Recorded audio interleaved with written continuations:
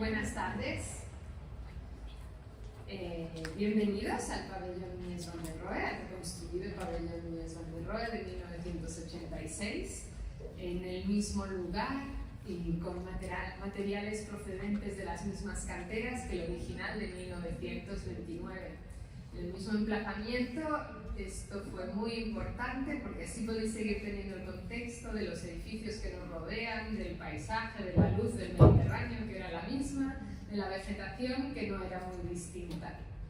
La historia de este edificio es larga, compleja y muy conocida, pero no estamos hoy aquí para esto, aunque es un escenario estupendo para hablar de lo que vamos a hablar. Mi nombre es Ana Ramos y soy la directora de la Fundación Mies van der Rohe, que además de reconstruir y gestionar y mantener abierto al público este edificio, organizamos todo tipo de actividades alrededor de la difusión y la divulgación, el debate sobre la arquitectura y el urbanismo moderno y contemporáneo. Hoy tenemos el placer de presentaros y debatir y charlar sobre un libro estupendo, la colección de la vivienda colectiva de Fernando Casqueiro, un libro que nos interesa doblemente por Mies van der Rohe, pero como ahora comentábamos con el autor, por la vivienda colectiva, que es un tema que en los últimos años se ha vuelto de radical importancia otra vez para los arquitectos. La revolución del movimiento moderno se basó en repensar la vivienda a partir de las nuevas necesidades de la sociedad del momento y de las oportunidades que la tecnología y los materiales y las transformaciones sociales estaban dando, y estamos ahí. Tenemos transformaciones y revoluciones tecnológicas de la mano de la sostenibilidad, de la ambición de la sostenibilidad, que podría equivaler a la vivienda masiva o la necesidad de vivienda masiva que tuvieron entonces. Tenemos que afrontar nuevos retos, como el incremento del coste de vida en todas las ciudades europeas y especialmente el difícil acceso a la vivienda. Bueno, todo esto pone a la vivienda colectiva en el mapa. Y nos preguntamos si quizá Mies van der Rohe sigue siendo una solución o un referente. Y de ahí que la oportunidad de este libro, que recoge exhaustivamente, maravillosamente, ya nos contarán, supongo, con más detalle, pero si no ya lo haré luego, por qué tenéis que comprar este libro, porque es estupendo, nos da la oportunidad de informarnos para poder, como arquitectos, intervenir y tomar decisiones y proyectar como nuestros maestros nos enseñan y como la sociedad nos demanda. Vamos a dar la palabra sucesivamente a 3-4 personas. Empezará hablando la editora del libro, Aurora Fernández Per, de Amaste, que nos contará lo que ella considere. Gracias.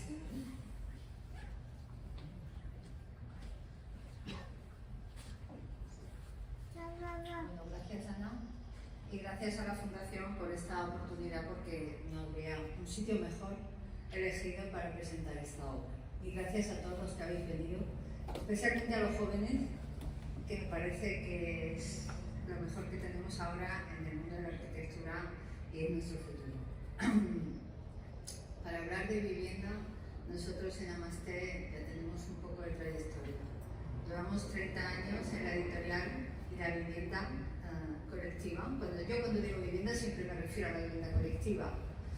Ayer me pasó una anécdota, si queréis, que es que me mandan un mensaje de una productora española de cine súper famosa, muy oscarizada. Me dice: Ana, por favor, usted nos podría asesorar sobre dónde podríamos encontrar un tipo de vivienda como esta, y me mandan unas fotos de una vivienda individual, lujosísima. Y les he contestado: mire, han dado con la persona equivocada. Yo estoy interesada en la vivienda colectiva y les agradecería muchísimo que la visibilizaran en sus películas, porque es lo que la gente necesita ver. buena vivienda colectiva, que en España hay muchísima. Es decir, que yo la vivienda colectiva la llevo bastante dentro, le hemos dedicado gran parte de nuestros esfuerzos. También le hemos dedicado esfuerzos a hablar de otras cosas en la editorial. Claro, a espacio público, a edificios de usos mixtos, lo que nosotros llamamos edificios híbridos, a discutir en qué contexto estamos trabajando, qué es lo que ahora llamamos lugar, en fin, hay muchas cosas. Pero la vivienda sigue siendo el centro de nuestras preocupaciones. Ahora estamos en mitad de una serie a la que hemos llamado Generosidad, una serie sobre vivienda colectiva, porque creemos que solo desde la generosidad se puede diseñar una buena vivienda. Solo pensando en el otro, en el que va a vivir, en el que va a poner su nombre en el buzón, solo pensando en esa persona, se puede diseñar una espacialidad, una privacidad bien concebida, una exterioridad, una relación con el exterior y una capacidad latente en el edificio para que la relación con el otro se desarrolle dentro del equilibrio. A esto hemos dedicado gran parte de nuestras publicaciones y queremos seguir dedicándolas.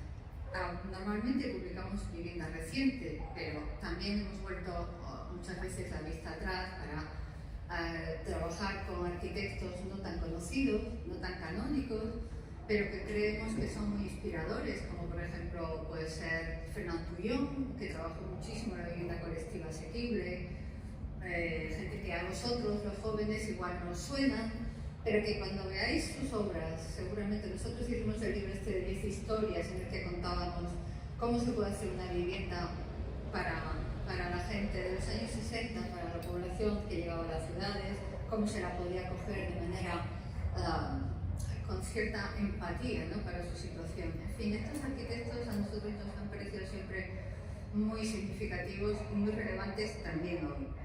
En todo este contexto de Amasté, hace 2 años, en plena pandemia, nos llega una propuesta de un arquitecto de oficios, de un arquitecto de ejercicio, que además es profesor de la Escuela de Madrid, pero al que nosotros no conocíamos, que se llama Fernando Casqueiro, y nos envía una maqueta muy cuidada con toda la vivienda colectiva de Mies van der Rohe. Para nosotros, que no tenemos el hábito de publicar títulos de terceros autores, normalmente publicamos dentro de la revista ensayos o proyectos, pero no obras completas de terceros autores, esto supuso una duda tremenda, porque estábamos en medio de la pandemia, con todas las incertidumbres que normalmente envuelven el mundo editorial y además las propias del momento, y nos llegaba esta obra. Decíamos, no somos igual nosotros los que tendríamos que hacer esto, pero de repente pensamos, bueno, es vivienda colectiva de Mies van der Rohe, completa, y encima está perfectamente trabajada, pensada, explicada, redibujada y comparada. Y decidimos emprender el camino y tirar para adelante y coger el proyecto. Y cuando coges un proyecto editorial, es como cuando coges la pértiga del funambulista, que la coges, cierras los ojos y te lanzas al vacío sin saber si vas a llegar al otro lado o no vas a llegar. En este caso, nosotros nos agarramos al contenido que proponía Fernando. Estuvimos 2 años haciendo ese camino juntos, con más o menos vicisitudes, y por fin, bueno, el libro ha llegado y creemos, sinceramente, estamos muy contentos de la acogida.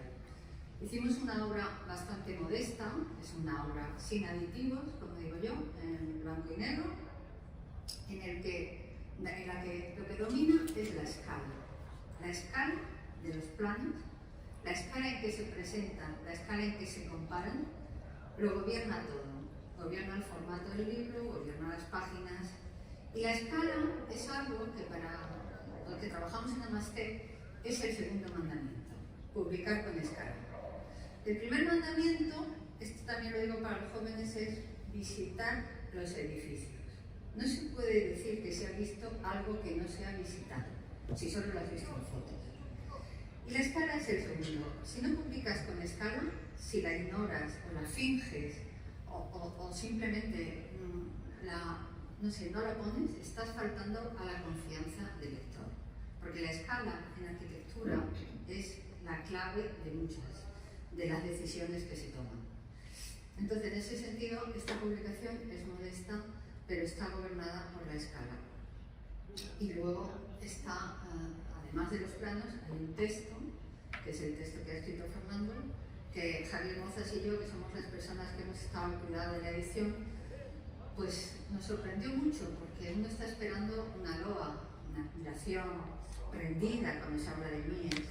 Pero no, esto fue más bien una admiración crítica. Es decir, Fernando describe los proyectos, da su opinión también, los analiza, pero lo hace con humor, con ironía, con tristeza. Es un poco como un hombre que escribe de otro hombre, que es Mies. Es decir, estás viendo los proyectos que vienen allí, pero también estás sintiendo cómo era el momento en el que eso ocurría. La América de la posguerra, cómo era la relación con los promotores, que eran sus clientes, cómo era la relación con sus ayudantes, sus diferentes oficinas, cómo era la lucha diaria de conseguir, de perfeccionar un modelo, el que vas detrás, ¿no? Perfeccionándolo. ¿Qué pasa cuando lo consigues? Y luego ya viene la repetición, viene la rutina, has pasado el éxito, luego viene el tedio, la rutina, en fin. Muchos sentimientos contradictorios que tienes cuando vas leyendo estos textos. Yo, para terminar, me gustaría citar una frase de Fernando que me parece que define muy bien cómo es la vivienda de Mies. Dice Fernando que el habitante de estas viviendas es un habitante anónimo en un edificio neutro, en una ciudad sin memoria. Y yo creo que esto define muy bien este conjunto de vivienda colectiva que tenemos delante. Luego, por último, decir que otra frase suya es que la información es muy cara y la opinión es muy barata. Y yo quiero decir que si este libro tiene alguna virtud, es que está llena de información precisa y contrastada. Y nada más. Ahora dejo la palabra a Carlos Revillas.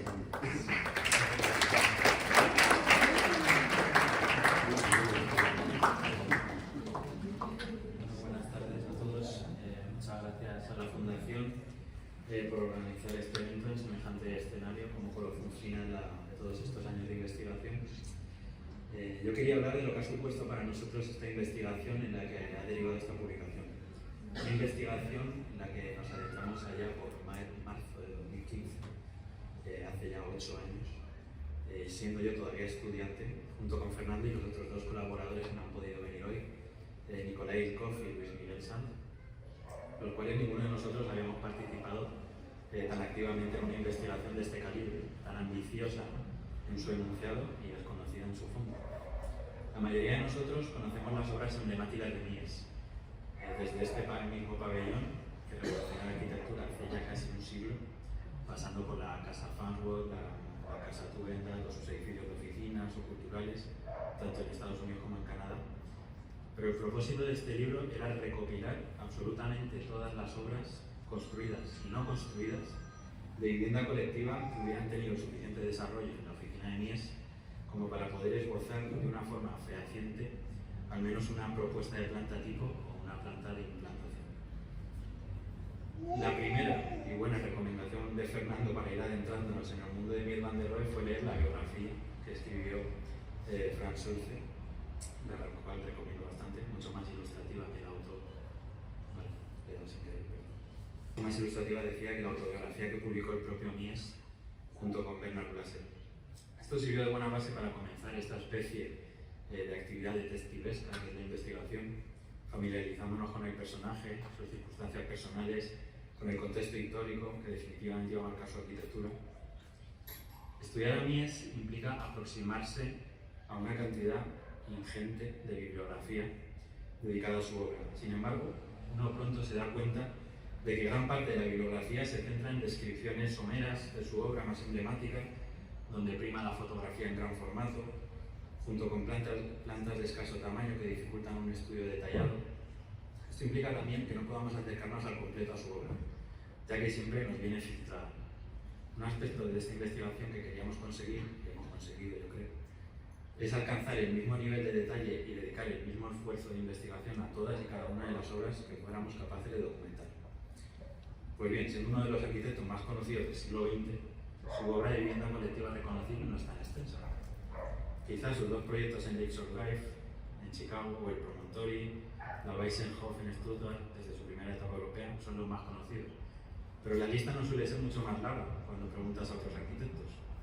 Esto implica que la bibliografía o la información técnica sobre el resto de edificios, hasta completar la lista final de 36 obras, no es muy extensa.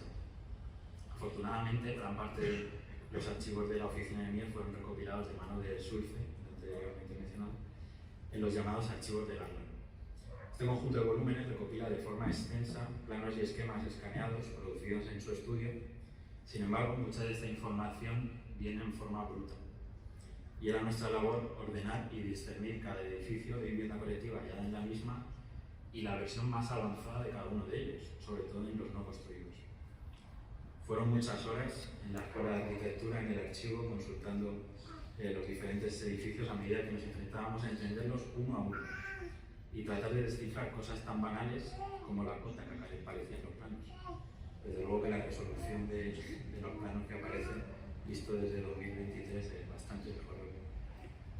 Otro pequeño reto que tuvimos en el camino fue el enfrentarnos a un sistema métrico totalmente ajeno a nosotros.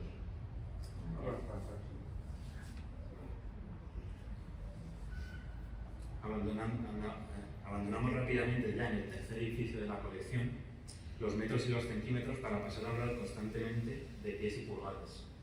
Y es que cuando Mies emigró a América, ya con 52 años, fue cuando comenzó su mayor frenesí constructivo en cuanto a vivienda colectiva se trata. De hecho, pasaron 20 años desde que construyó la Weissenhof en Stuttgart hasta su siguiente edificio ya en Estados Unidos, el Promontory.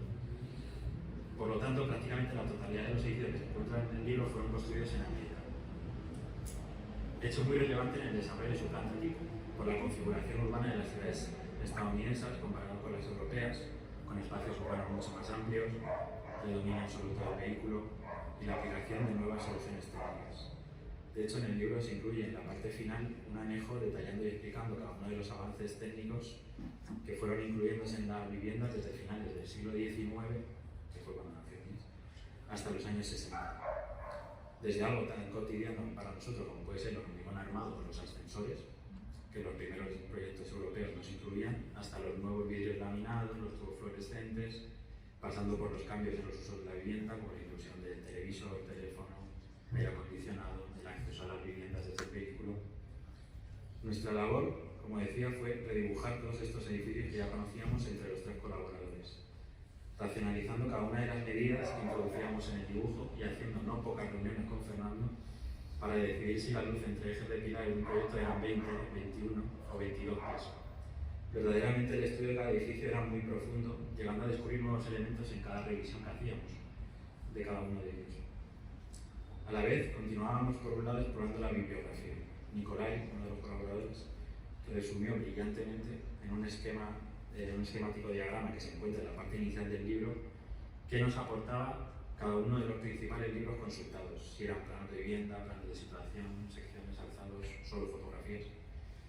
En esta exploración de nuevas fuentes que pudimos llevar a descubrir otras obras no recogidas en los archivos Garland, logramos encontrar, por ejemplo, a través de una entrevista realizada al ya fallecido arquitecto estadounidense Donald Olsen, que este había sido uno de los socios de unos proyectos que no se llegaron a construir en California.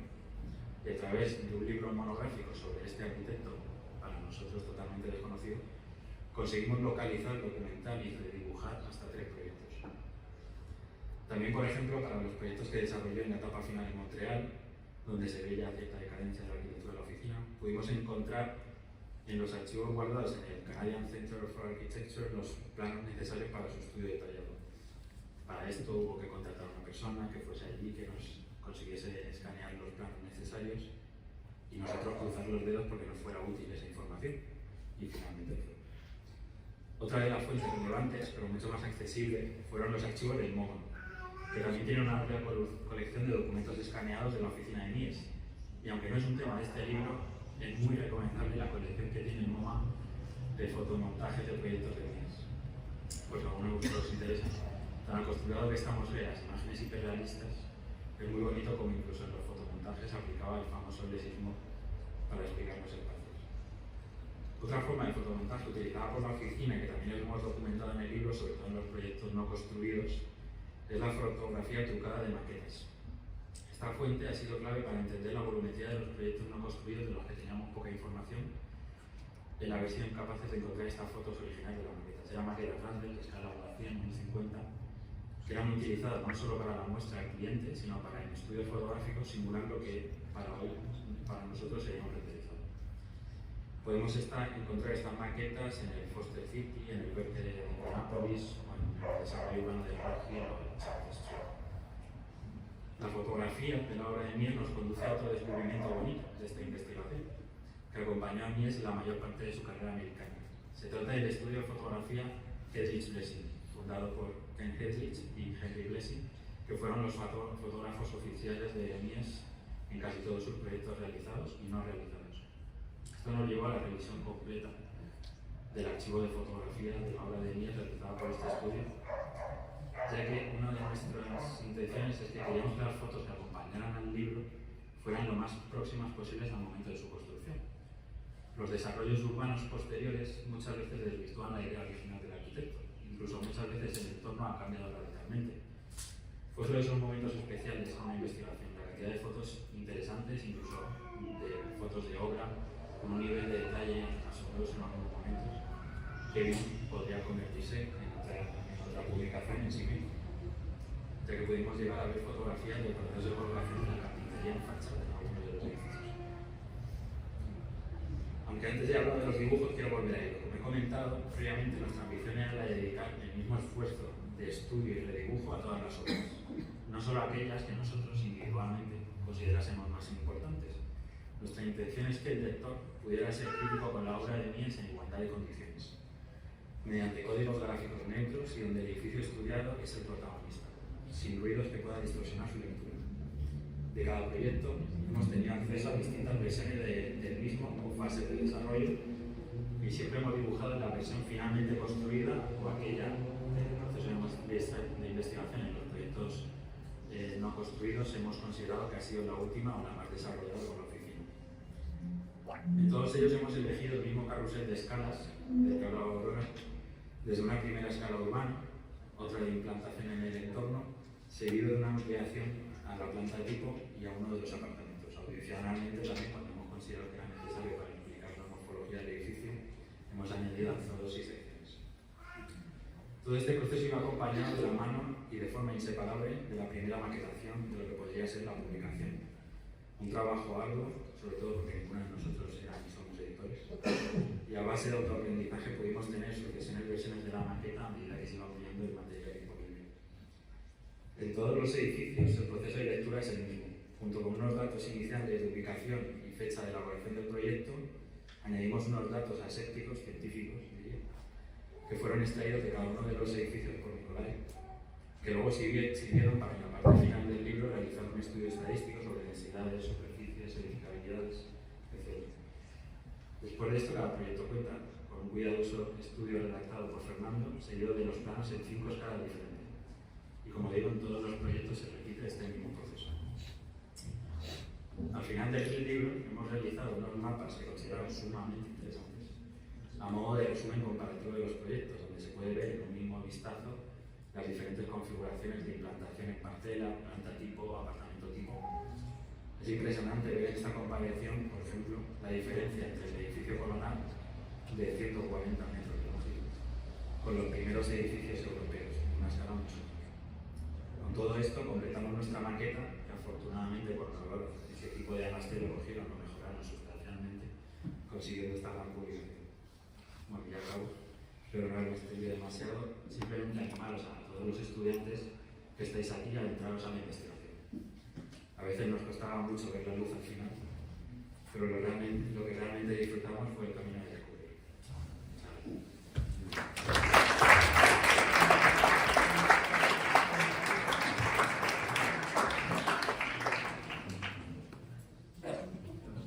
Buenas tardes. Es un honor estar aquí y para mí es una gran sorpresa. Yo soy Nicolás Lauri y soy compañero del profesor Casqueiro. Coordino el grupo de investigación al cual pertenecemos desde hace 20 años y doy clases con él en la escuela de hace aproximadamente 30 años. Él es un poco mayor que todos y más sangre, por supuesto. El rigor que hay en este libro es el mismo que aplica en la escuela, como sabéis todos los que estáis por ahí detrás, y es algo que se ve en todo el libro. Su relación con Mies es larga, ¿no? Hizo su tesis doctoral sobre Mies, sobre otro tipo de edificios, y recuerdo que hace 10 años hicimos un viaje a Chicago y fuimos a ver algunos edificios de vivienda, y recuerdo aquel viaje viendo los edificios diciendo, pues este no está tan bien, este no, que fue un viaje que entiendo que dio pie a su interés, porque Fernando es un poco obsesivo, ¿no? Entonces entiendo que vio aquello y dijo, yo quiero hacer algo que explique esto de una vez. Bueno, volviendo un poco al principio, ¿no? El grupo de investigación, Fernando. La hipótesis, el método reproducible, referencias, análisis, crítica y conclusiones. Y con eso tenemos una investigación. Este texto es una investigación en toda regla, Fernando, no hay ninguna duda. Claro, la pregunta es, y creo que lo has planteado tú, ¿realmente sirve para algo? Es decir, uno puede, ¿cómo se investiga en arquitectura? Miras hacia adelante, intentas avanzar. Este pabellón en el año 30 era un avance extraordinario, ¿no? Una nueva forma de ver el espacio, era algo rompedor, ¿no? Venir aquí, sentar aquí a los reyes, las fotos de los reyes con sus sombreros de copa, es extraordinariamente chocante en un edificio como este. Claro, volver a mirar las viviendas. Pero es que los arquitectos, y Fernando tiene razón en ello, aprendemos siempre mirando hacia atrás. Mirar hacia adelante lo hace Rappel y esa gente. Nosotros miramos hacia atrás y cogemos impulso. Entonces yo creo que esa es la primera cuestión que es interesante y que a mí me interesa del libro. La segunda cuestión que me parece inquietante, que a mí me choca, es esto de la colección, ¿no? Es decir, la colección. Existe una colección de moda. ¿Qué es una colección? Lo he estado mirando esta mañana. Conjunto de cosas pertenecientes a una misma clase dispuestas de manera ordenada y organizada. Es una colección, no cabe duda. Pero es una colección, ¿no? Lo hablamos también esta mañana, que muestra 36 elementos donde muchas veces solo nos han interesado uno o dos, y los otros 32, ¿qué hacen ahí? Y cuando uno lee el texto de Fernando los va como echando, ¿no? Este está desproporcionado, este es fallido, aquí, ¿no? Hay toda una serie de cuestiones que lo va marcando, porque es muy crítico, Fernando es muy riguroso. Yo miro hacia el otro lado, yo soy más de Le Corbusier, debo reconocer. Fernando, tú lo sabes, ¿no? Sí, efectivamente, para mí es impresionante estar aquí hablando. No os puedo decir cómo me siento, pero soy de Le Corbusier. ¿Qué es eso de Le Corbusier?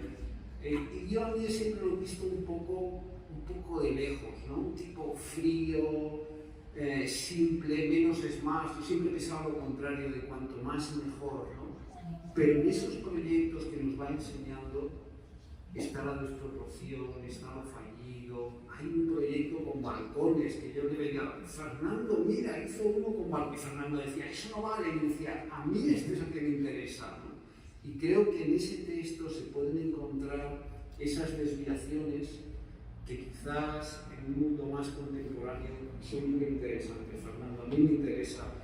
Y cuando veo el texto que dices, y esto está mal, digo, Fernando, ¿qué estás diciendo? Pero nos das la oportunidad de discutir contigo y creo que eso es muy interesante. Para mí sería un sueño encontrar más proyectos de Le Corbusier, ¿no? Es decir, levantarte un día, han descubierto 3 días más, ¿no? Pues este libro es ese sueño, ¿no? De repente han aparecido proyectos de Mies que no se conocieron. Creo que eso es es el sueño de alguien que ama a Mies, ¿no? Rem Koolhaas dice que él ama, él no conoce a Mies, él ama a Mies. Bueno, pues Fernando está claro que también. Es como tener la discografía completa de los Beatles, ¿no? Uno quiere tener algo completo, la colección, lo quiero tener todo. Si queréis tener todo sobre este tema, ya sabéis lo que tenéis que hacer. Bueno, y por último, para terminar, a mí, claro, viendo el libro me inquietaba ver los dibujos, porque cuando tienes que estudiar a Le Corbusier vas a buscar los dibujos originales, pero estos dibujos no son los originales, son como este pabellón, que es una reproducción, ¿no? Son una delicada y precisa reproducción en el estilo de Mies. Eso me parece inquietante, pero sé que viniendo de Fernando, probablemente Mies los hubiera probado. O sea que eso también me parece inquietante, pero me fío de Fernando, sé que estará bien. Y hay otra reflexión que me parece interesante ver en los 36 edificios, ¿no? Creo que dentro de esa colección, aunque parezcan muy similares, podemos encontrar la forma como producto de la técnica en una parte y la forma como reproducción, ¿no? Es decir, esta mañana estamos viendo el mapa, que es una reproducción de la forma, y estábamos viendo el sanatorio antituberculoso, que es una producción de la técnica. Pues dentro de este libro, mágicamente hay que descubrirlo, en qué partes el producto de los proyectos es el resultado del avance de la técnica y del progreso, y en qué partes son solo forma, al final son solo estilo. Pero incluso dentro de esto del estilo, nosotros ya, que somos todos un poco, hemos pasado por la posmodernidad, aunque ahora estamos dentro de la objetividad, superobjetividad, pero bueno, todavía somos un poco más modernos, también nos interesa esos proyectos que tienen la forma como estilo. Bueno, felicidades, Fernando, y gracias por dejarme hablar en este sitio. Claro que sí.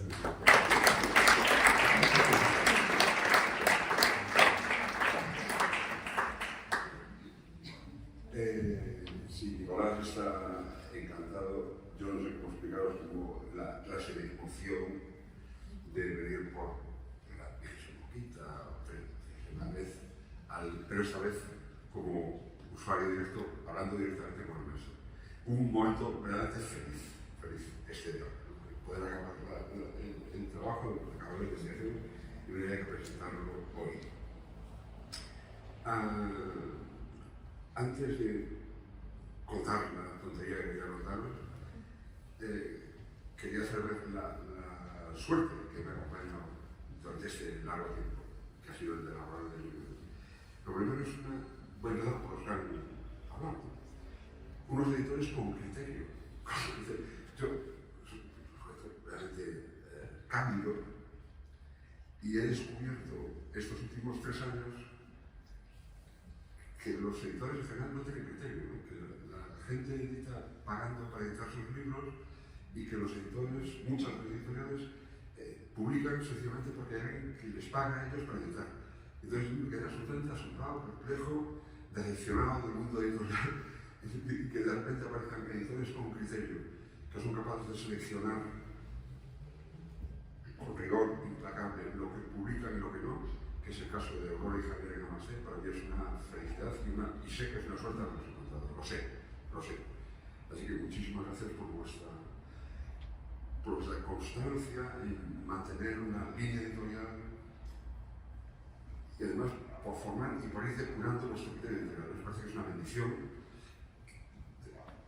extraña, extremadamente infrecuente por la que os felicito muchísimo, una fortuna. La segunda suerte fue encontrarme con 3 jóvenes, alegres, vitales, pacientes, trabajadorísimos estudiantes de arquitectura, Carlos y sus 2 colegas, Nicolás y Juan y Luis Miguel, que durante 8 años fueron capaces de esperar semana a semana, traer el trabajo, yo revisaba, ¿qué tratar? Esto está bien, esto está mal, esto mal dibujado, aquí faltan los escalones y le digo vuelvo a ponerlo. Y al final yo volvía sin torcer la sonrisa, jamás, jamás. Algo sobre la felicidad de conocer, honradamente, ¿no? La felicidad de conocer, sin prejuicios, lo que ha señalado Carlos. Empezamos la investigación que honradamente no sabíamos dónde iba a acabar. No sabíamos dónde ni cuándo iba a acabar. Nos pusimos a estudiar, todos con la misma concentración, la misma felicidad. Bueno, pues es posible la felicidad del estudio, lo siento, es posible estudiar y ser feliz. Nos pasa unos cuantos y espero que el resultado os haga luces a vosotros cuando lo leáis. Pero es posible la felicidad de conocer porque sí. Porque, dice Nicolás, el director de mi grupo de investigación, mi jefe, este libro, claro que sí, Nicolás, saber sin sentir, saber porque sí, ahora veremos el sentido de este libro, saber porque sí, saber para saber por la felicidad de saber y de conocer, honradamente, ¿no? Sin trece. Vamos a estudiar esto, que creo que merece la pena, me parece que hay pistas suficientes, o sea, tampoco es. Y entonces voy a contaros una cosa, un texto que desde que lo leí hace muchos años me hace enormemente feliz, me sonrío, un personaje que es uno de los leéis todos, ¿no? Que es Rafael Sánchez Ferrosio, lo conocéis. Un sujeto compasivo, dado al pensamiento correcto, lleno de compasión por la humanidad y por la estupidez. Ya sabéis cómo era. Entonces, el 25 de julio de 1998 lo recuerdo como si fuera hoy. Un texto de estos que aparecían en la página 10 o 11 del País, empezaba hablando de un señor que había hecho un tratado de cómo tocar las castañuelas. Esto es cortalogía. Esperas a cualquier español. Voy a hacer un tratado de castañuelas. El texto se llamaba Cultura para qué. Y entonces, es lo único que voy a leer. El texto de Sánchez Ferrosio son 5 líneas, ¿no? Dice Sánchez Ferrosio: el más inteligente de los españoles, cuyo nombre por desventura no he sabido nunca, autor de un arte de tocar las castañuelas, empezaba el prólogo de su tratado con esta declaración absolutamente ejemplar y memorable. Nicolás: no hace ninguna falta tocar las castañuelas. Como introducción al tratado de castañuelas me parece ejemplar. No hace ninguna falta tocar las castañuelas. Pero en caso de tocarlas, más vale tocarlas bien que tocarlas mal. Y eso a mí me ha dado miedo. No hace ninguna falta. No necesariamente. Pero ya puestos, oye, perfectamente. Toda mi vida, ¿no? Sánchez Ferrosio, hablando del conocimiento de la verdad, el libro no existe, está hecho por un agustino del siglo XVIII que se reía en su tratado de las castañuelas sobre el conocimiento idiota y todo tipo de estupideces de la que se enmascaran muchos de los usuarios del mercado universal de acreditación universitaria para revestir de pompa lo que no son más que majaderías. Sigue el vuelo de Sánchez Ferrosio. Si esto dijo aquel hombre, acertado a eliminar de una vez ética y estética con un mismo orgullo correspondedor, refiriéndose a declaradamente inútil situación de tocar las castañuelas, ve cambios de campo mismo para cualquier otra educación que tenga un poco menos de calidad. Este es el espíritu que anima mi trabajo como investigador, como profesor. Vale, sea lo que sea, incluso el arte de cortar. Existe la palabra, no el autor, cortalogía, ya puestos por hacerlo de la manera más perfecta posible. Entonces voy a hablaros de dos ejemplos. Voy a presentar a dos personajes.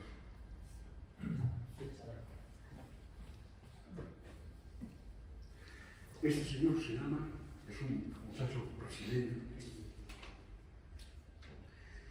se llama Gabriel Medina Pinto Ferreira, nacido en 1993, campeón mundial de surf en 2008, 2014, 2021, mide 1,80 m y pesa 68 kilos. Su ocupación es desplazarse sin mucho sentido. No sabe cuándo va a aparecer la ola, puede estar esperando por la ola un rato, 2 días, ir a nadar, volver, no haber contado la ola, esperar a que venga una ola y desplazarse ágil y ligero sobre la superficie del agua, haciendo una figurita medianamente relevante, se acaba y vuelve a esperar a que venga una ola que lo volverá a acompañar el siguiente. este otro notable ciudadano se llama Ryan Crouser, de 1992, 2 metros 01, 139 kilos, y tiene la notable capacidad de lanzar una bola de acero de 7,60 kilos a la bonita cantidad de 23,37 metros. Es el campeón del mundo olímpico de lanzamiento de peso. Lanzadores de pesos o surfistas, dos formas distintas de lanzar, ¿no? El conocimiento superficial, sin sentido, que juega sobre las luces del agua sin saber a dónde va, que se divierte porque es ameno, es interesante, se mueve, va bien, se desplaza, o el pesado y grave lanzador de peso del doble de peso, 140 kilos, que atornillándose un acto de aceleración personal al suelo, se atornilla en el mismo suelo y arroja a una distancia como una piscina, como que al final del pabellón, una pelota de 7,6 kilos, no hace sentido. Dos formas distintas de saber, ¿no? En nuestra universidad hay, en mi facultad, en mi escuela que hizo en Madrid, hay 500 empleados, 400 profesores, 150 profesores de proyectos, naturalmente tiene que haber de todo. A estas alturas, a mí me parece que pueden convivir, pero el conocimiento superficial, banal, del surfer es inmediatamente digerido por la masa, por la contingencia de los días, y el conocimiento profundo, grave, vertical, acelerado y arriesgado del lanzador de peso es lo que le da trascendencia y permanencia al conocimiento universitario. Esta misma imagen del lanzador de peso y del surfista es bien conocida en otra versión, que se llama El erizo y el zorro, un ensayo de Sarah Perry en el año 50 y tantos, en el que reproduce algo que ya había hecho antes Erasmo de Rotterdam en sus apologías, que en realidad se refieren a un poeta del siglo VI a.C. que se llama Arquíloco, y tiene una especie de epigrama que dice que el zorro sabe muchas cosas, pero el erizo sabe solo una muy importante. Esa diferencia de modos de conocer, yo creo que nos caracteriza, no digo que no tenga que ver conocimiento surfista, ¿no? Pero el conocimiento lanzador de peso me parece que es absolutamente imprescindible. Y a esa forma de conocimiento lanzador de peso es a la que hace referencia el bonito aquí. Tabla a la que se hace referencia hace un momento Carlos. En hacer esto tratamos 3 o 4 años. Este simple dibujo debe ser 3 o 4 años. Lo que se ve a la izquierda son los 36 edificios que fuimos capaces de recolectar, y lo que veis arriba a la derecha es un breve resumen de la bibliografía más reciente. Están todas las bibliografías, todas. Las que son conocidas y algunas que no conocéis. El texto al que se refería Carlos fue este texto que hay aquí al final de David Fromm, pues un señor que, ojeando, claro, se pone un texto y acabas conociendo. De la bibliografía de Mies, en el año 86, hay una bibliografía notada de Spez que tiene 750 referencias. En el año 86, 750, desde que habrá 1000. Nosotros hemos considerado que son no los 1000, pero algún ciento sí, Y esa referencia es esa que veis ahí al final. Entonces, esto de aquí es nuestro mapa del tesoro, el producto de 12 años de concentración. Antes de saber, oye, ¿cuántos edificios tenemos? Ahí veis, de los edificios lo que hay, lo que dice el mapa, ¿no? En cada cuadradito, el plano de situación, acción, selección de lanzado, plantas y fotografía. Y este es el mapa del tesoro. Es el mapa del tesoro. En hacer esto, esa guía que los médicos conduciendo a los momentos que tratamos 2 o 3 años, en la que cada semana se ha producido un hallazgo, o cada mes. Hoy ha aparecido una reserva, no sé dónde, que ha aparecido un edificio, no sé qué, en Gardín, en el intervalo de no sé cuánto, resulta que encargaron un edificio a mí es que no se construyó. Vamos a ver las plantas, ahí está. Ese avance, esa forma de conocer, sin distracciones profundas, sin perder el rumbo, es posible que otra forma de elegir. Lo que dudo, Nico y todos los demás, es que dudo tanto, ¿no? Que el conocimiento este surfer, ¿no? Tiene esta cosa de que lo vas bien un rato, pero mantener la alegría, la pasión, la felicidad de conocer durante 8 o 10 años tranquilamente sin ningún mérito, prácticamente sin retribución, porque sí. Me parece que hace falta una visión lejana, una conoce que es esto con quién. Eso es lo más importante que quería contar. Sobre las conclusiones del libro, la vigencia, la permanencia de la obra de Mies, pues no, a estas alturas, resumir la página de todos la pertenencia de Mies, ¿no? Ya lo veis, ¿no? Algo que tiene 100 años, venimos de ver la casa, ¿no? Que tiene un poquito menos de 100 años, pero como es 100 años. ¿Hay algún rasgo aquí de vejez, decadencia, decrepitud? ¿Algún rasgo que nos permita pensar que esto ha pasado un tiempo por aquí, ni siquiera 5 minutos? Si tiene dentro de 10 años, sería igual de permanente, ya temporal. A esas cualidades hace referencia a gran parte de los edificios de Mies urbanos. Resumir ahora mismo aquí las 36 obras estas de precioso.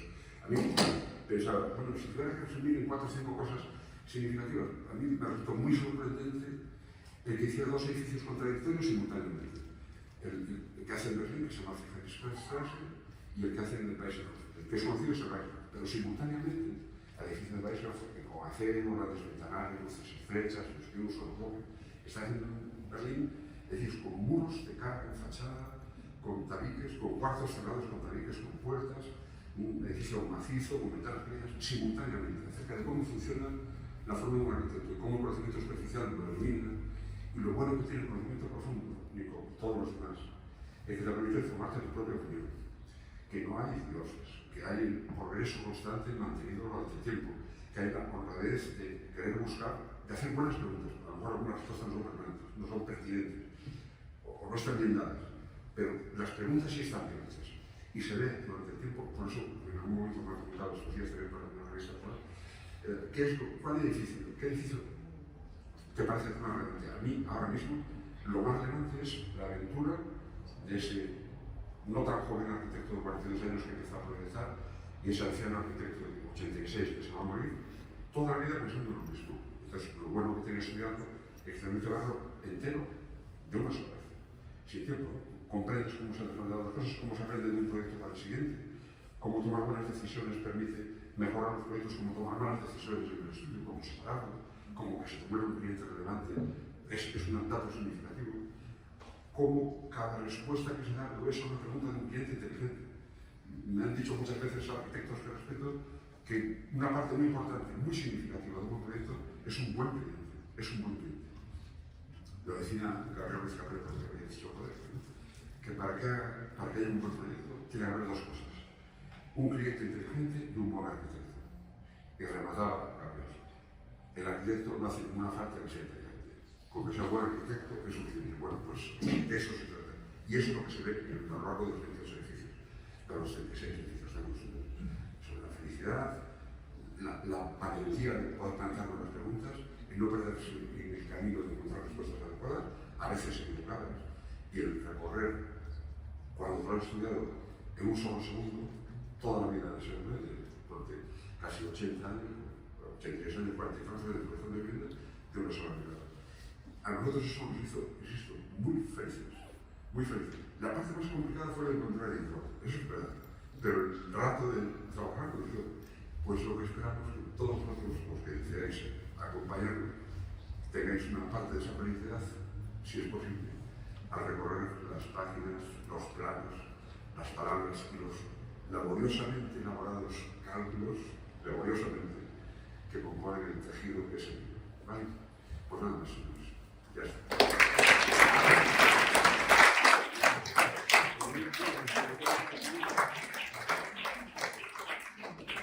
Os invito a sentaros aquí un momento si queréis, para que podamos dar oportunidad a un turno de pregunta o de repregunta entre vosotros. Yo empezaré mientras vamos rompiendo el hielo. Bueno, hay muchas cosas del libro que me gustaría comentar y también de algunas de las cosas que habéis dicho ahora en la charla. Yo comparto el amor por el conocimiento profundo, pero como arquitectos sentimos siempre la urgencia de poderlo implementar en nuestra práctica. Y Y por eso creo que esta es una herramienta extraordinaria, porque nos permite ponernos las lentes de 2023 para ir a buscar si hay o no algunas respuestas a cosas que hoy nos estamos preguntando. Y en este sentido me ha gustado mucho en la parte final del libro que hay estas notas sobre distintos temas. Y, por ejemplo, me he fijado en la parte de las cocinas, que tradicionalmente en estas grandes bibliografías que habéis consultado, que hago aquí un inciso, me gusta mucho que habéis ido directo, o sea, que al ir a buscar los edificios habéis ido a las fuentes, porque las trampas de los señores que han estado escribiendo, y a veces no yendo a las fuentes, sino recopilando lo que otro ya había dicho, etcétera, etcétera, perpetuando ciertas interpretaciones, bueno, es bueno saltárnoslo, ¿no? Entonces, buscando en las cocinas, he tenido el placer de encontrar a dos señoras, a Schultz-Michotsky y a Lili Reich. Lili Reich fue la socia de Mies van der Rohe durante prácticamente 14 años, desde la Weissenhof de Stuttgart hasta el 38, cuando él se fue.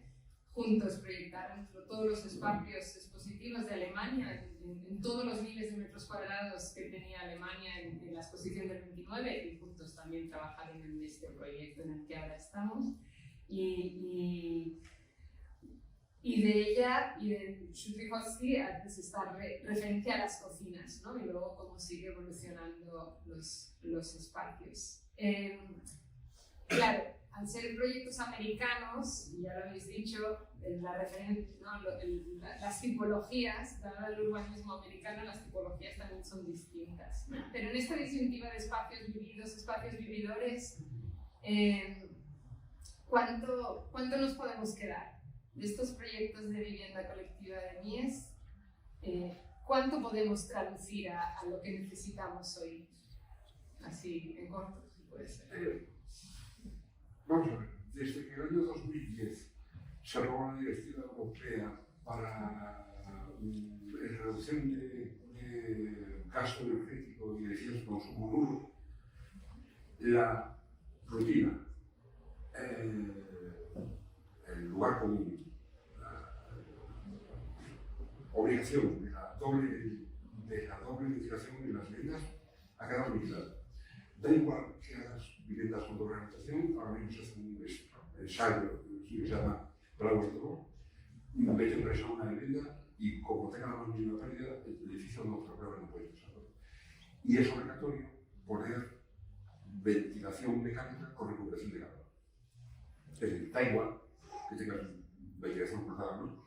El edificio tiene que tener toda su vida, los edificios de interrogación, toda su vida, ventilación mecánica forzada con recuperación de calor. Es decir, como la doble ventilación ya no es relevante, los 10 a 12 metros de fondo, que son los obligatorios de fondo para la vivienda colectiva contemporánea en Europa, ya no son un dogma y podemos empezar a liberar el fondo edificable hasta donde queramos. Ya sabes que el elaborado por mi director del grupo de Corbusier en la unidad de habitación tiene como 23 metros de fondo y los de Mies son de 21 metros. Entra perfectamente el tipo de edificatorio en un requerimiento contemporáneo, que es que hay que ventilar mecánicamente y hay que recuperar calor. Digamos que este edificio no hay que hacer, a este tipo americano no hay que hacerle nada más. Nada más. Después, con respecto al programa y a la forma de vida, lo que se ve en el libro es que hay de todo. Depende de los requerimientos de los clientes, luego hay apartamentos diminutos y viviendas suntuosas de 240 y 200, un par de proyectos, uno en Montreal y otro en Chicago. Al ver los proyectos sofisticados, suntuosos, de 240 metros cuadrados, no sobra ni falta nada. No sobra ni falta nada. Es perfectamente traspasable a hoy, directamente. Tomarnos la molestia. O sea, hay proyectos chiquitines y proyectos gigantescos de lujo y suntuosos, una vida absolutamente regalada, con dormitorios de tamaño gigantesco, absolutamente equipados hasta el menor detalle. O sea, no son proyectos esquemáticos, todo lo contrario, todos, naturalmente, por un señor que estaba en el mercado. Así que, desde el punto de vista técnico, incluso antipológico, digo, hay esa cosa, ¿no? Los americanos, como son edificios de 21 metros de fondo en Europa, no puede ser. Hay una aventura curiosa en Berlín, donde invitan a participar en Intervalo, y finalmente no es un edificio. Y se explican en el libro 3 o 4 plantas o 5 de distintas alternativas para ese problema. ni él se conoce ya bien cómo se proyectan edificios de 21, 22, 23 metros de fondo, o algo en el medio ya poco mecánico, e intenta fallidamente, se ve en el fracaso, se puede ver. El hombre lo intenta y le salva. Entonces no presenta el proyecto y finalmente no lo hace. En Berlín no está construido, no lo dice bien. Pero esa historia es completamente vigente hoy. Completamente vigente. ¿Por qué lo posible? No conozco en absoluto nada de Estados Unidos, nada. Estoy 4 o 5 veces de turista y encerrado en MoMA que no nada. Entonces no sé cómo espero que no pase eso. Y es verdad que nosotros hemos hecho prevalecer la doble orientación como una especie de toma, ¿no? Pero es verdad, esto que estoy contando, desde el año 2010 la doble orientación no tiene ningún beneficio. Desde ese punto de vista, los 21 metros, 22 metros en el fondo son un sistema seriable, reproducible, abordable económicamente. O sea, yo creo que tiene absoluta vigencia hoy, casi por completo. ¿Dónde está el problema finalmente? Yo creo que en otra cuestión es que los europeos trasladamos cuestiones de identidad personal a los servicios de residencia, ¿no? Y hay algo en la neutralidad esta, en la ciudad anónima, en una ciudad sin memoria, esa neutralidad como edificio de oficinas que hace que sea difícilmente digerible todavía hoy en pensar en un edificio tan neutro, tan abstracto, tan fuera de lugar como lugar de vivienda para cualquier persona. Yo creo que es el problema fundamental. Por otra parte, digo, viendo despacio, de ahí las plantas, las sanidades de verdad que los edificios grandes, pienso en West o en el Mountain Place, los edificios suntuosos, unas viviendas absolutamente maravillosas, con todo tipo de detalles que atienden a la vida contemporánea por completo de la casa. Yo lo quiero así, a día de hoy. Sí, las cocinas de Mies no tienen tendedero. No tienen luz natural, son interiores. Son unas cocinas en U que son como una máquina. Y están bien. Son parecidas a las de la unidad de habitación. También, bueno, ahí son en L, pero también están dentro de un cuadradito, son interiores, no tienen tendedero, no tienen luz directa. Pero hay una diferencia. El espacio común en Le Corbusier es un poco más grande que la cocina, pero en Mies el espacio común es 4 veces más grande que la cocina. Da la impresión de que en Mies la cocina es algo que está a la entrada, se hace una caja, es algo mecánico, pero no le interesa mucho, ¿no? Yo creo que el Corbu le da un poco más de presencia. Pero Aurora, quiero decir... Sí, yo quiero decir algo porque, y no, o sea, vosotros sabéis mucho más que yo de Mies, pero sí que creo que esto de la cocina es un estándar americano en todas las viviendas en las que la gente vive en el centro de las ciudades. Es decir, este tipo de vivienda que construye Mies, por muy suntuosa que sea, en el imaginario americano siempre va a ser una vivienda pasajera. Porque los americanos acaban viviendo en la vivienda individual, en la vivienda familiar, la mayoría de las veces. Entonces, el tema de las cocinas, cuando tú entras en un apartamento en Nueva York, sea cual sea, de ahora, recién terminado, el que ha hecho OMA ahora mismo en la parte de Queens, abajo, el que ha hecho Vic, tú tienes unos estándares exactos de cocina, sea quien sea el arquitecto. O sea, los arquitectos europeos, estoy hablando de Vic o de OMA, cuando van allí se someten a los estándares, lo mismo que hizo Mies hace 80 años, lo mismo. O sea, tienen unos estándares que dices, este es el closet, esta es la entrada, esta es la cocina, que tienes que ver el salón y que tiene tanto y le tienes que poner un horno así de grande de 90, aunque no lo uses, pero lo tienes ahí y la cocina es muy pequeña y el baño tiene que ser exactamente así. Y son estándares, o sea, yo creo que en ese sentido el alimento americano en Mies lo único que hizo fue cumplir con los estándares de cocina. Vamos, por lo que he visto yo, ¿no? Viviendo allí. Y por otra parte, el tamaño de las cocinas, que lo vas comparado con las viviendas grandes en tamaños pequeños, es prácticamente el mismo de la vivienda de Frankfurt. Prácticamente el mismo tamaño. Prácticamente el mismo tamaño. Casi los mismos aparatos, la misma distancia, con la diferencia de que en Nueva y en Frankfurt no había. Pero Frank Lloyd Wright lo hace así. son mucho más amplias. Oye, él hace una cocina donde puedes vivir. Pero, ¿no? porque son Es casas, una pero cocina son clara, casas. es otra cosa. Son Tiene casas. las son muy pequeñitas. Es decir, yo creo que es claro que a mí me interesa esto, el espacio de representación. Y la máquina se deja un poco de lado, ¿no? La alimentación, ¿no? El soltero. ¿Cómo es el soltero? Yo estaba a punto de llamarle la casa de soltera, pero me pareció que iba a parecer más solo, entonces lo estoy dejando. La soltera. En inglés es neutro, pero en castellano lo que decir es que la casa Franco no es casa para un soltero, es una señora. ¿No? Entonces pensaba que el apartamento de la Torre Norte, ¿no? O sea, Gloria bendita, con la fórmula de la relatividad o de la gravedad universal, el apartamento de la esquina de la Torre Norte de los centros es como, bueno, esto es, ¿no? O sea, esto es la quintesencia de la vivienda colectiva de un individuo solo. Entonces es una propiedad soltero. Hijas, todas las feministas, los netas, no es soltero, es soltera. Entonces durante un tiempo estaba redactado la casa de soltera. Pero me parece que en castellano, en mi interpretación, no podía ser soltera, era como una especie de estigma. Entonces lo seguí diciendo en neutro, pues en la casa de esa persona sola, en la esquina de la Torre Norte, que sigue pareciendo una gloria bendita, algo, una quintesencia de las formas posibles de arquitectura, no de todas. Una de las formas posibles de arquitectura es esa perfección, esencializada, reducida y construida, ¿no? Construida. Y además a buen precio. A mí lo que me sorprendió, una cosa que me sorprendió mucho, es la discusión que hay dentro de la ley 180 de la Exordice, el primero. No, es así porque era la forma en la que el Greenwood podía recuperar la pasta que le había costado el solar ese maravilloso dando frente a Corbusier. Entonces todo lo que hay está pensado para ser utilizado y ser valorado. Entonces ese apartamento de solo 64 metros cuadrados, en ese lugar, en esa esquina, en esa torre, es como la quintesencia de una de las formas de reducir la agricultura y de construirla y dar felicidad a personas solas. 64 metros para un individuo solo, sea de género. Y es decir, una forma. Estupendo.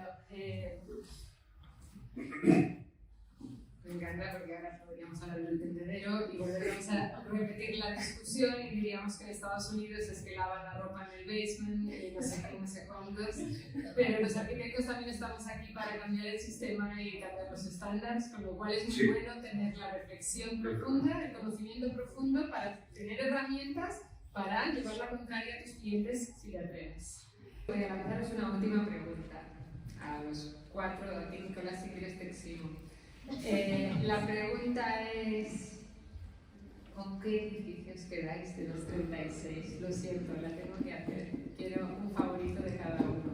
O si no queréis un favorito, pues el más odiado, pero uno. A Nicolás lo eximo porque no se ha acordado de tanto. Por ejemplo, seguramente los de Nixon Drive, por cómo se hablan entre ellos y por esa visión que hay desde el lado, que no la tendrá mucha gente en realidad, pero solo me imagino la gente que pasa por aquí por el lado que esa visión de esos edificios.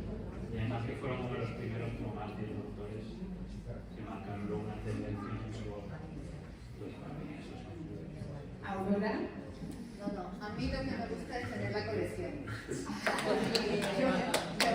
A mí que no me la toquen porque lo que vale es la colección, que es imperfecta, es completa pero es imperfecta, pero es entera, o sea, es irrompible. Y Fernando, vamos a hacer yo te voy a responder. Y te voy a explicar por qué. Primero, date cuenta de que después de esto, mi colección no puede, de verdad, veo cada edificio como parte de una relación, de un collar, en el que todos tienen sentido. Sí, pero yo solo tengo dinero para ir a visitar. Bueno. Pero lo que quiero decir es que yo no puedo tener otra colección. He visto cómo ha evolucionado el arquitecto aquel de aquel año, no sé qué, de repente llega a Chicago, lleva 20 años sin hacer nada, de repente hace el edificio del promontorio, se encuentra con la bendición del Harry Greenwood, no sé qué tal, y todo eso construye la obra. Y yo lo veo así. Y ahora, todo el mundo valora, y está bien, ¿no? La crítica no se equivoca.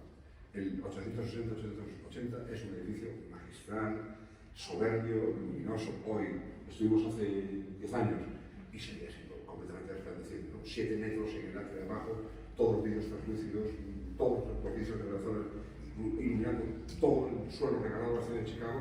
La crítica no se ha equivocado. Con seguridad, el mejor edificio es ese. Pero hay otro edificio, el que llama la atención, que parece muy relevante. Y es un edificio extraordinario sobre el suelo diminuto. Y venía a realizar otros edificios malísimos que se llaman Algonquin, que están ahí al lado, donde se encuentra atención con que la distribución de 3 por 5 pilares le permite tamaños pequeños que le permiten jugar y meter los edificios. Es decir, cuando los solares son pequeños, el tipo de 3 por 5 mola. Pero cuando se encuentran con solares gigantescos, como el Lafayette, otros sitios, y es él el que pone las leyes, no el solar o el mercado, es él, el propio Mies, el tipo que repite 8 o 9 veces, no es el Félix Soler, es uno que tiene 3 crujías por 10 crujías.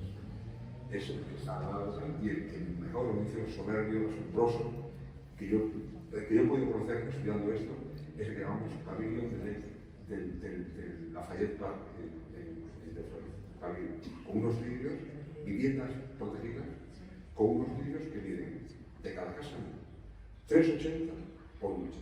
3,80 en viviendas baratas, 3,80 por 1,80. Para viviendas baratas para señores negros del barrio, que no llaman Black Bottom, por algo.